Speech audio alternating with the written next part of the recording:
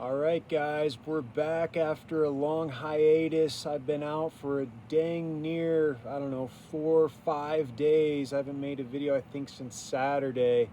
So here we are, we're back. Welcome to the Fantasy Football Astrology channel. People have been wondering where I'm at. I've been on a little camping trip. I've had a couple of ideas about videos I've wanted to do, but for one reason or another, I had to work a lot and a camping trip came in. And so on top of, I always want to give you guys really good information. I don't want to just talk about the basics of the league, start and sit this guy. And, people want to talk about coin flips, who to start and sit, and I'm not really that interested in that. I'm trying to give you guys fresh perspective, not trying to just kind of shoot in the dark on some of these coin flip questions, I guess I would call them. Those are less interesting to me. I find I'm a bit more happy to answer questions that I'm more clear on than trying to answer those really tough ones, although sometimes I feel like I know what to do in those tough ones, so I encourage people to always ask questions anyway. So there have been a few things that have been holding me back from making more videos. So without further ado, I'm going to get into some of the questions that you guys have been asking. We've had some change going on in the league. As we know, it's changing all the time. And so one of the most recent questions that is being asked is, we're talking about Antonio Brown, right? Antonio Brown, it looks like Seattle is making a push to sign Antonio Brown. So we want to talk about what's going on there. If you don't know, I've talked about Antonio Brown in the past. In fact, Antonio Brown is the very first player when I started discovering astrology's relevance in football and fantasy football. I was really surprised to see how heavily Roethlisberger favored Antonio Brown, even in double, triple coverage. And so I had to know the astrology. And I think it's the first player I ever looked up, astrology. And when I found out Antonio Brown and Ben Roethlisberger had perfect astrology together, I thought, I'm going to look into this more. And I started finding a lot more. If you want to know more of those combinations, like Jerry Rice, Joe Montana, Matthew Stafford, Calvin Johnson, all of these historic combinations, it's quite a long list. I don't even know if I've talked about all that I've seen, but I talk about it in my flagship video on my channel. You can see it there. So back to Antonio Brown joining the Seahawks.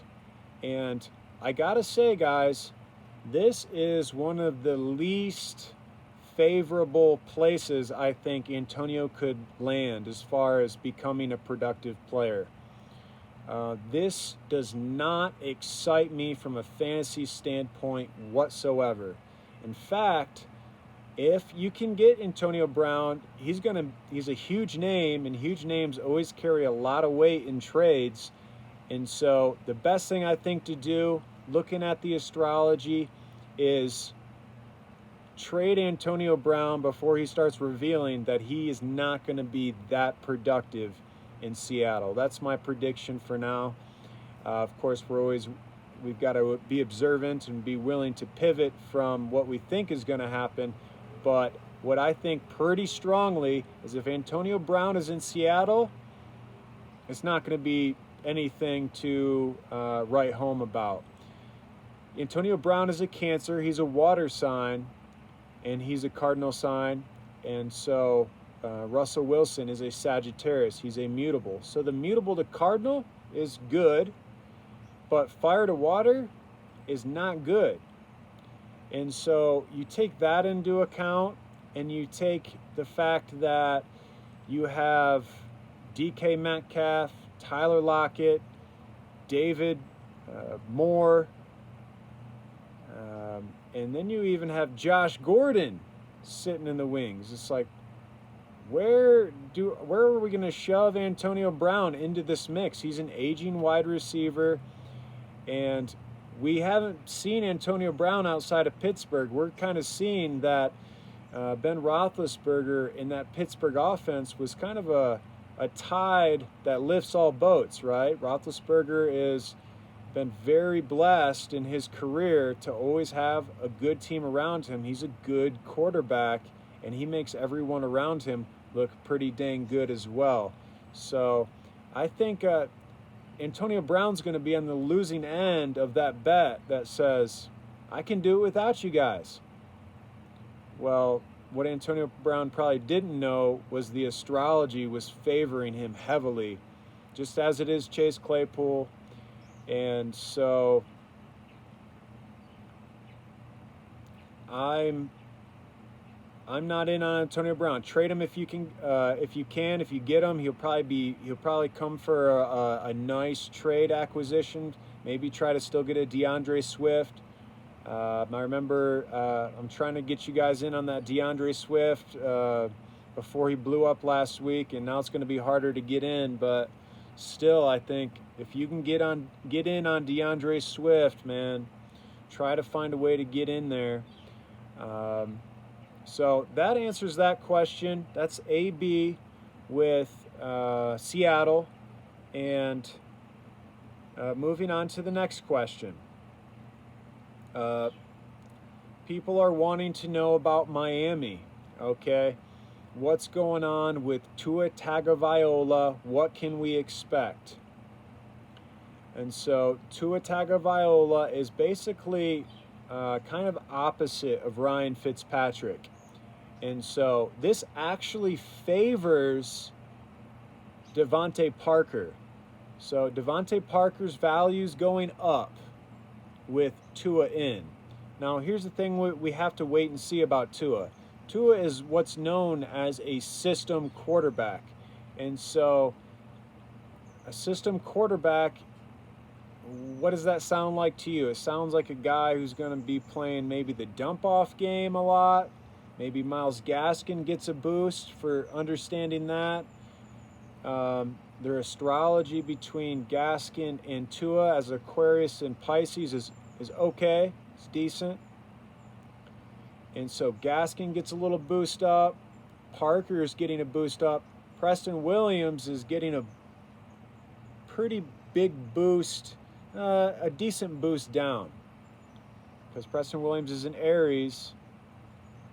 Okay, so that's the fire sign right after Pisces. And so fire and water, it is the best water to fire combination, but still not that great.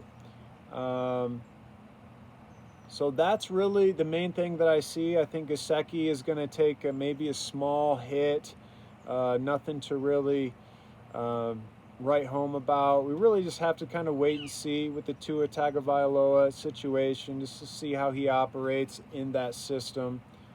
I kind of view Fitzpatrick as a risk taker, and so can Tua get the ball to Devontae Parker as much? I don't know. We'll have to wait and see there. So okay, that is kind of my thoughts on the Tua situation. Not a quarterback I would pick up in a single quarterback league, and kind of a wait and see how these values are going to be changing in that offense. Okay, moving on to the next question. Nantho Hits wants to know my kicker for week 7. He wants to know my rankings for the kickers. I know I've talked about Jason Sanders in the past. I was high on Jason Sanders, and he had a good week after that. And so he's been perfect on the year. So kicker I'm picking up in replacement of Jason Sanders, the kicker I trust the most, is Brandon McManus.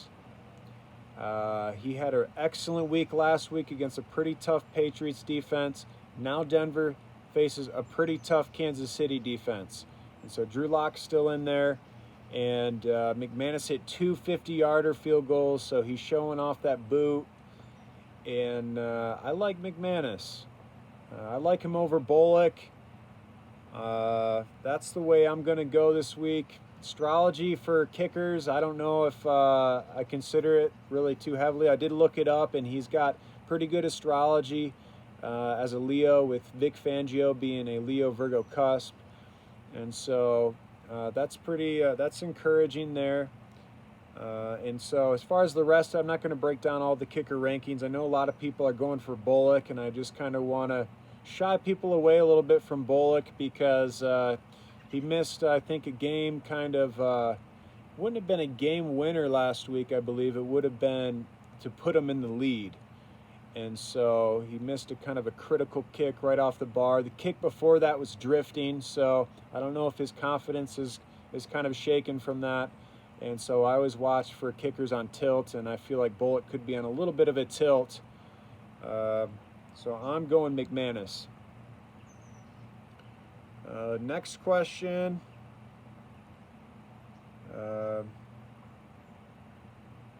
Looks like that's pretty much it for the questions. Some of the questions are from last week. I won't answer those.